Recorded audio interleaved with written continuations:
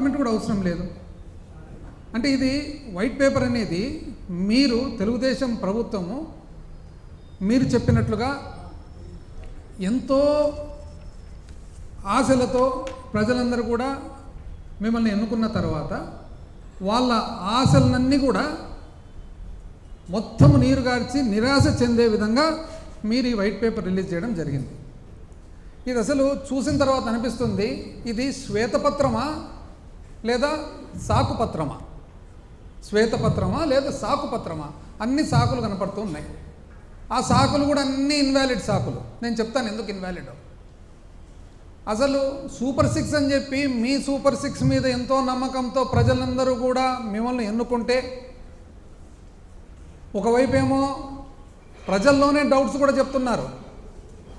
అసలు ఈ విధంగా ఇన్ని సీట్లు ఎట్లు వచ్చినాయి, ఈ విధంగా ఇంత మెజారిటీలు ఎట్లు వచ్చినాయని చెప్పి ప్రజలు ప్రశ్న ఒకవైపు.